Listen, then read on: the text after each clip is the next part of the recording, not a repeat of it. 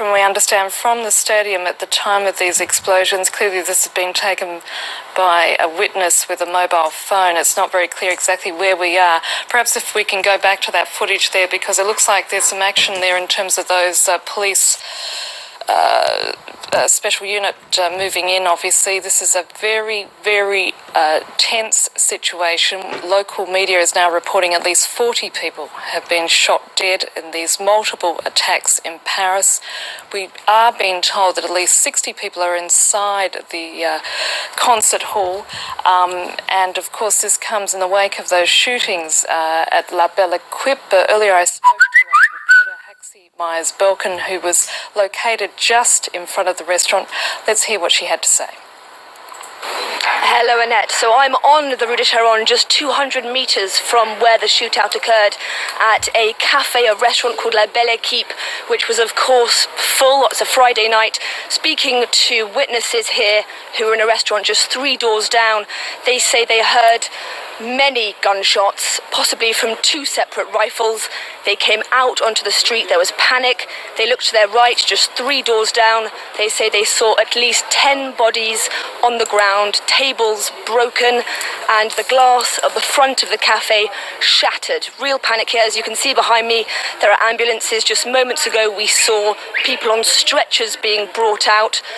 I'm not sure if you can hear behind me, but there are police officers, armed police officers, shouting orders. Earlier, we were here just 5 minutes ago. The police asked us to leave the scene, told us to get away from the street because, of course, the shooter is still on the run. Right. Haxi, were you able to verify whether there was 1 or 2 people involved with the shooting? Because we're hearing conflicting reports, obviously. Sorry, there's a lot of commotion here. I need to keep my eyes open and my ears open. Speaking to witnesses, I spoke to one man who is a tourist here. He told me that he knew a little bit about guns and that in his opinion there are at least 2 weapons used. 1 automatic rifle, he said probably a Kalashnikov, and also a pistol. Another witness I spoke to said that he was convinced that the shooter had reloaded the gun for a second round of shooting and that the entire event took place over 2-3 minutes. Haxi, is there any indication at this stage whether they're evacuating the area, keeping in mind that clearly those people responsible for the shootings are still at large? We've been told to move on several occasions. I'm not sure if you can see behind me, but there's a police cordon. We have only been in this street. We've been asked to move back at various points. You can hear sirens throughout the neighbourhood, but we've not yet been moved on from here. And as I say, we are only 150, 200 metres away from La Belle Equipe, is the name of the cafe where the shootout occurred. I'm sorry, I let that siren go past, but in terms of what you're able to establish, have they cleared the restaurant at this point? Has everybody been taken out, including all of those who are injured? Absolutely. The emergency services are right in front of the restaurant. There were ambulances, 2 ambulances, various police vehicles, and as I said, there are stretchers with people, with the injured and potentially dead on them, being moved from the front of the cafe into the ambulances you just saw arrive beside me.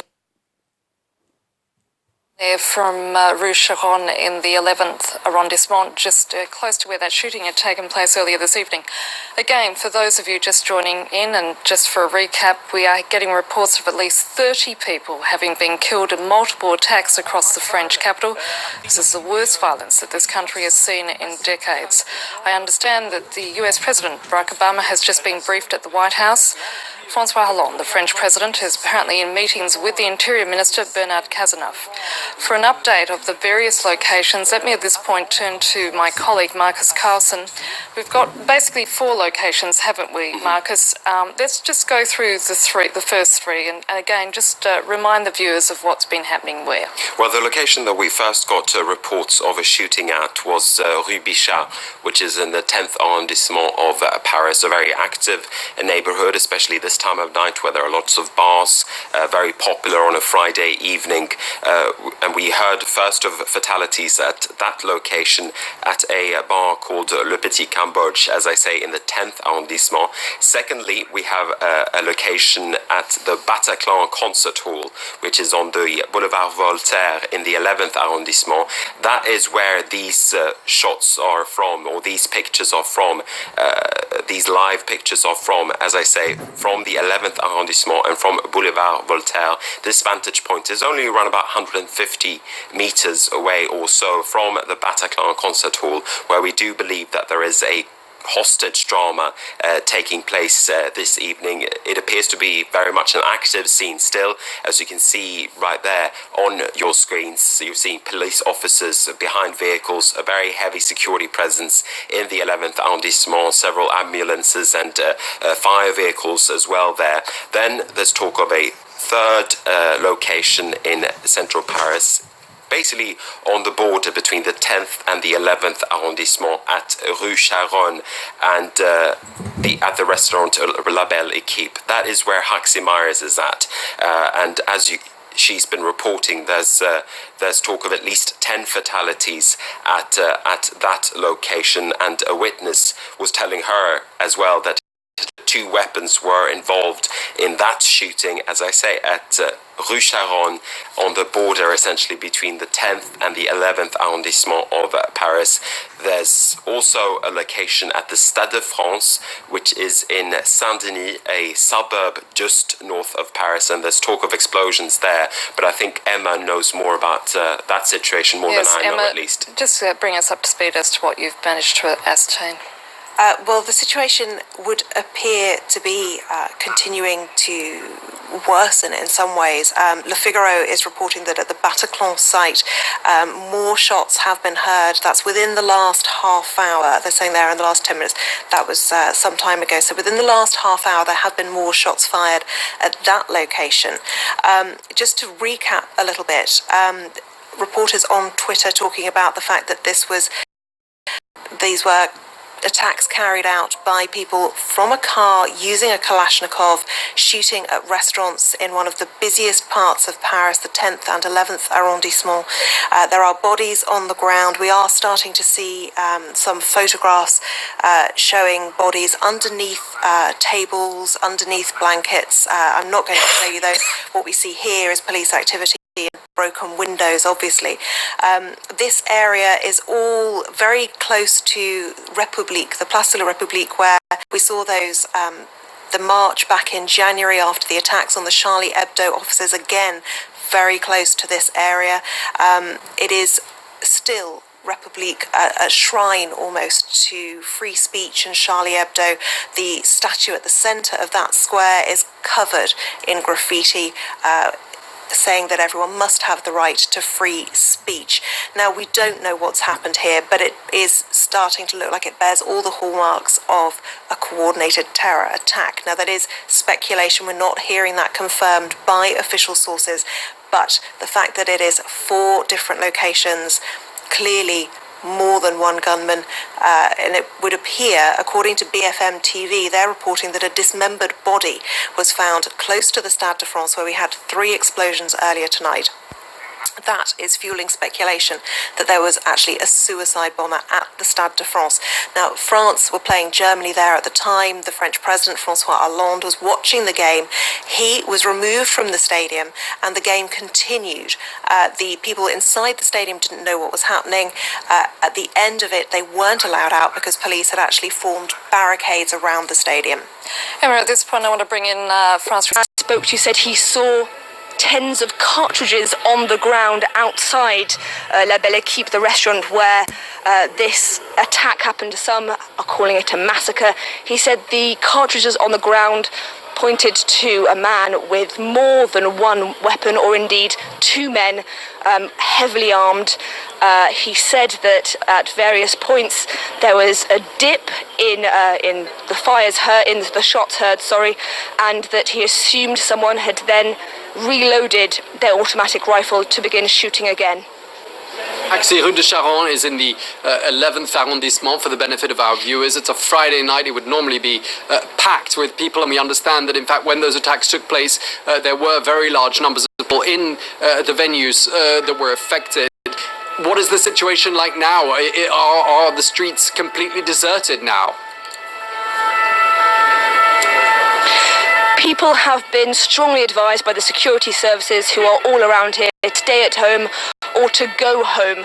When we arrived here an hour and a half ago, there were many people on the streets, people behind the cordoned off line the police had erected.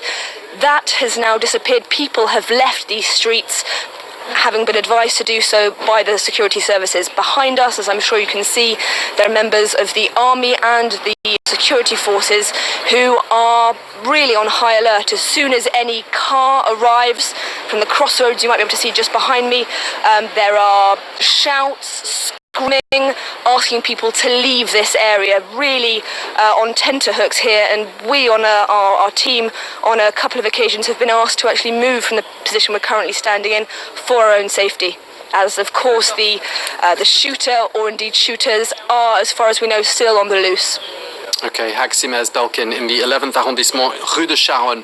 Thanks for checking in with us. We'll be checking back in with you very shortly. Let's get a summary of events now in this report prepared by France24's Solange Mougin. Okay, we're going to go back to that report in just a moment. I have with me here in the studio Marcus Carlson, who's following events with me here.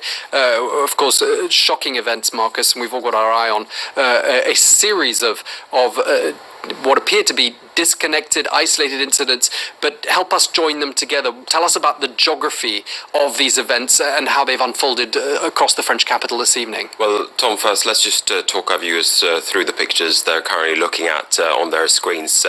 These live shots are from the location not very far from the Bataclan concert hall on Boulevard Voltaire in the 11th arrondissement. There is a hostage drama underway inside that concert hall with between 60 and to 100 people being taken hostage. We have heard of, you're right, Tom, however, we have seen a number of other locations being very much active this evening here in the French capital. Our first reports came in around about 9:30 Paris time, and we have been hearing about a number of different shootings, as you've been saying, Tom. The first one is on Rue Bichat, which is in the 10th arrondissement here in Paris. At least 5 people were killed there, according to one of our reporters on the ground. There is also talk of Rue Charonne, where we just joined Haximez Belkin from. At least 10 people having been killed there, according to her and people that she's been talking to at Rue Charonne. There's also been talk of a shooting taking place in Les Halles, which is a shopping centre basically bang slap in the middle of Paris, basically the center of Paris, and it sits on top one of the biggest metro stations and metro stops and train stations here in France. There's also been at least 2 explosions at the Stade de France, which is the national stadium in the suburb of Saint-Denis, just north of Paris. So once again, we're getting reports from at least 5 different locations in Paris and just outside of Paris at the Stade de France, Tom. Okay, thanks for that, Marcus. Let's go to the 11th arrondissement, which we were just talking about, Marcus, because James Andre, our France24 correspondent, is there at the Bataclan, which is in... we were going to go to James Andre, who was at the Bataclan, of course, in the 11th arrondissement of Paris, next to Oberkampf, and that is the scene of one of those situations we got around, the hostage situation. Emma James is here with me in the studio with her eye on all the latest on the web. What are you hearing? Well, as you confirmed earlier, it would appear that the explosion at the Stade de France, of which there were 3, at least one involved a suicide. Now, we heard reports earlier of a dismembered body being found at the Stade de France, which was a very alarming piece of information to be given, because we didn't know if that was someone who had been killed or if it was somebody who had actually set off an explosion. It would appear that this dismembered body was actually a suicide bomber, which fits with the idea of perhaps wearing explosives in some kind of a vest.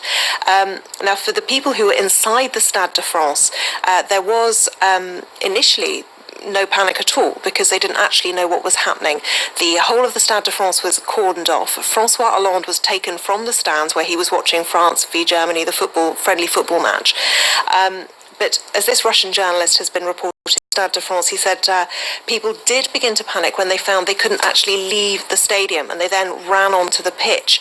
What happened then is that once people found out what was happening on the ground, they didn't actually want to leave. And what we're hearing is that although they are now evacuating the Stade de France, and it is a gradual process because it takes a long time, even in the best of conditions, people simply don't want to get on the trains to return to Paris because nobody knows what's going to happen next. And obviously with reports of shootings at Les Halles now, no one is going to be wanting to board those trains. Okay, thanks, Emma. We're going to go back to our very own Chris Moore, who is in the centre of Paris, near where those events are unfolding. Chris, reports of gunshot audible where you are. Tell us more. That's right, for about the last minute and a half or so, we've heard a series of loud cracks and bangs coming from the Bataclan concert venue behind us, followed by some louder, obviously I can't confirm it for now, but for what to me sounded like a gunshot. In terms of what's been going on here, the situation has been on lockdown around the Bataclan, which is a central Paris concert venue where a heavy metal concert was taking place. Police have been slowly clearing the area of the general public. People have been making their way home for the last couple of hours. The area, as I said, very much on lockdown. A few curious onlookers standing by these police cordons. I would say, probably about 200 metres away from the Bataclan at the moment. As I said, police have had it surrounded for some time now, and something is clearly now underway. Yeah, and we were receiving word of alarming, situation inside that concert hall. We've heard of people being killed inside the stadium by the gunmen who were there systematically killing people, from what we've understood from certain reports. What are you hearing? Have you heard anything about what's been going on inside the Bataclan itself? That's clearly, if there's gunfire, it sounds like we've lost Chris Moore, who's there in central Paris. Marcus Carlson is here with me in the studio. Marcus, it sounds like things are developing incredibly quickly. Well, we're just looking at these pictures from the Bataclan location, and from just a few hundred meters away from this concert hall where this hostage drama has been playing out, potentially is still playing out. We're seeing emergency vehicles moving into this area. We just saw a couple of ambulances moving closer to the Bataclan. A bus is currently blocking our view there at Bataclan. Things may have happened in the past few minutes or so, as Chris has been explaining to us, with reports of gunshots and several loud bangs at this location. Once again, you're seeing the back there of a bus moving up the boulevard towards the Bataclan concert hall in the 11th arrondissement. Whether or not they're there to remove people who've been evacuated from this situation, I simply do not know, because I can tell you though that we have been getting reports from survivors of this situation, or from people who were inside the Bataclan concert hall when the hostage drama started, and then people who managed to get outside, and they've been telling harrowing stories really of people being killed inside this location. We're still seeing a very heavy security presence there. Obviously, whether or not that means that this hostage drama is still underway, I'm not in a position to tell you at the moment. All we can say is what we're reading and what we can tell from these pictures, really.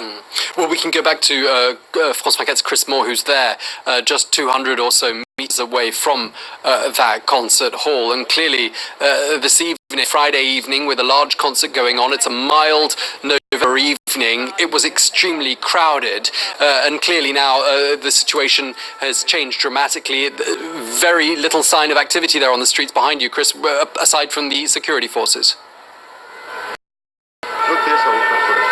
That's right, it's very difficult to get a handle on what's happening in the immediate vicinity of the Bataclan concert hall, which is, as I say, 200 or 300 metres behind me. In the last couple of minutes, we've heard a series of loud but also muffled bangs. Difficult to know exactly how to interpret that. There's also been a lot of police movements of it in the direction of the Bataclan Theatre.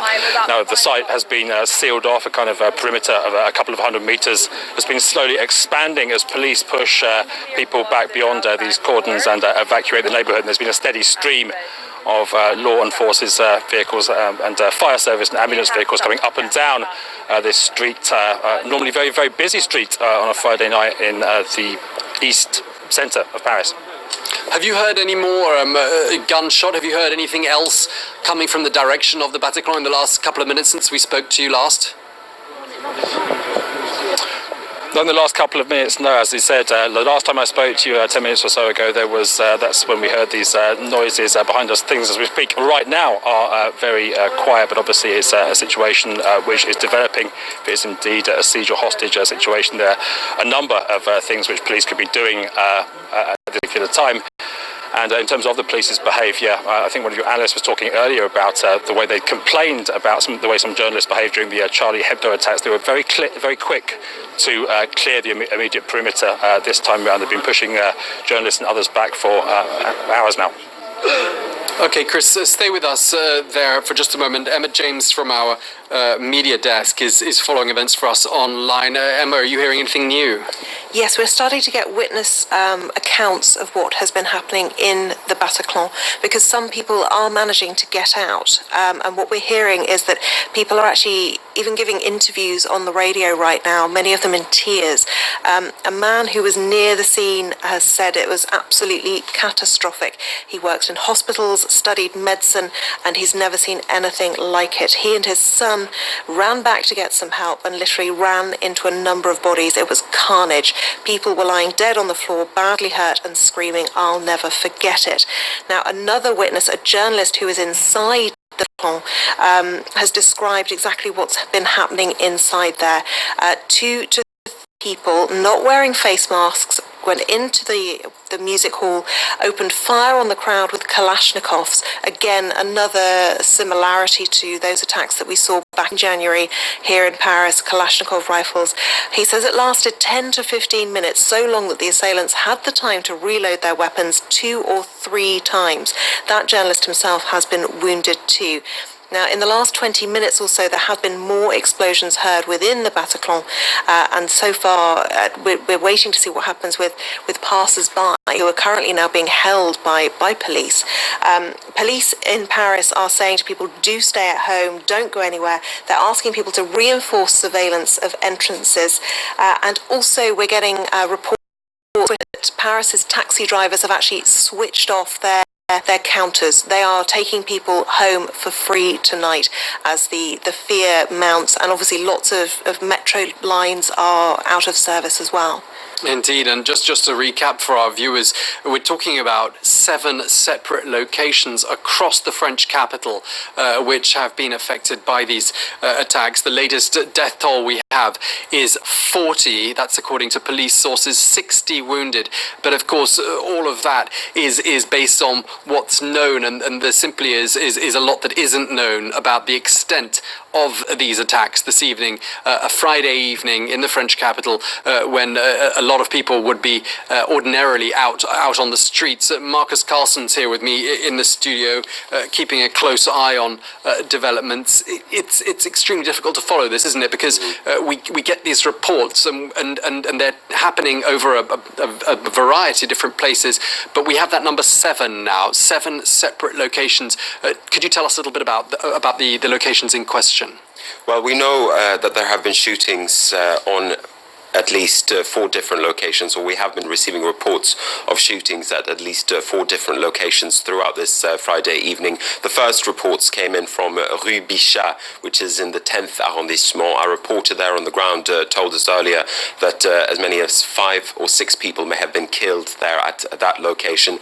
There's also talk of a shooting at Rue Charonne, which is essentially on the border between the 10th and the 11th arrondissement of the French capital. There's reports as well of a shooting at Les Halles, a shopping centre in the 1st arrondissement, basically at the very heart of Paris, and also explosions at the Stade de France, which is the national stadium just north of the French capital. So these are different locations that we've heard reports of violence or attacks taking place. Just to bring you up to date with some of the latest reports that I'm seeing when it comes to the Bataclan situation.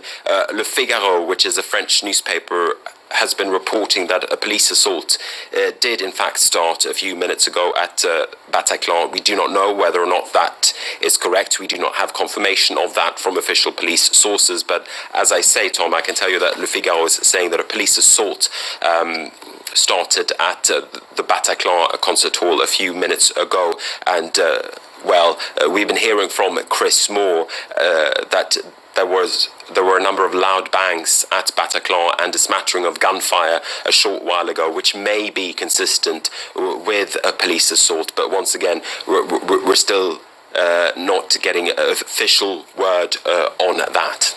Okay, thanks for that, Marcus Carlson. We can check in with our very own James Creedon, who's in central Paris right now. James, you've been witnessing various events very close to where these attacks have been taking place. Just bring us up to speed, if you will. Well, Tom, I was around La République in central Paris this evening, and it's somewhere between the Petit Cambodge restaurant that was targeted and kind of on the axis that leads to the Bataclan. I did meet one girl who said she had been in the Bataclan and had managed to escape. She seemed very distraught. She was puffy-eyed and upset. But at that point, the metro had been shut down. I was out with a group of friends, and everybody was being encouraged by the police, etc., to move away from the city centre as quickly as possible. Taxis were unavailable. The metro around Place de la République had been shut down. A number of the central metro stations. People were trying to get Vélib by as quickly as they could. There was a queue at various Vélib points. That's the free Paris bike scheme. And people were leaving, and I noticed a number of kind of people coming into the city centre, probably a lot of people going home, and I overheard a couple of people saying they were trembling. So I think there was a real climate of fear around the centre this evening, even in locations that weren't that close to the attacks, as I was kind of moving away myself from Place de la République. And sirens blaring across the city centre. I actually cycled myself away from the scene, and in kind of the southern neighbourhoods of Paris, very far away from the locations of the attacks, bars were shutting down, establishments were shutting down. So I think generally a sense of fear. And one thing that I'm noticing myself is the locations that were targeted in central Paris will be very much, I suppose, fashionable, kind of young kind of clientele. And so I think there was a lot of panic across the city, in fact, and bars shutting down. That's what I noticed in any case as I was leaving the area around the attack. Well, thanks for that, James Creedon. Thank you so much. I mean, it sounds very much as though shutdown is one of the words out there today. Schools and universities right across Paris are going to be closed tomorrow. That's according to the authorities. Metro lines are closed. It's getting increasingly difficult to find open roads to get out of the centre of Paris. And there are reports of taxis, as we've been saying here, taking people for free to get them out of the city centre. Let's get a summary of these various events now in this report prepared by France24's Solange Mougin. Late Friday night, multiple shootings, explosions, and a hostage situation shook Paris, sending the city of light into the throes of chaos, terror, and heartbreak, and prompting the government to declare a state of emergency. Several people died in the 10th and 11th arrondissement. One of the shootings occurred outside a popular Cambodian restaurant. A journalist from France24 happened to be dining there at the time. We were sitting right at the window when there was numerous gunshots directed at the window towards the restaurant that we were eating in. We immediately dropped to the floor with all the other diners, and we were there for maybe one minute, lying on the floor, as we continued to hear numerous gunshots. I noticed the woman next to me had a fatal injury. Shootings and attacks continued in different locations on the right bank. Hostages were taken at the Bataclan concert hall in the 11th. Two explosions were also heard further north, outside Paris' Stade de France stadium, during a match that was attended by the president. He and the Interior Minister were escorted out of the stadium and rushed to the Interior Ministry. The shootings come after France heightened its security in the aftermath of the Charlie Hebdo shootings in January. And the attacks occurred on the same day the government began deploying some 30,000 officers in anticipation of the COP21 conference.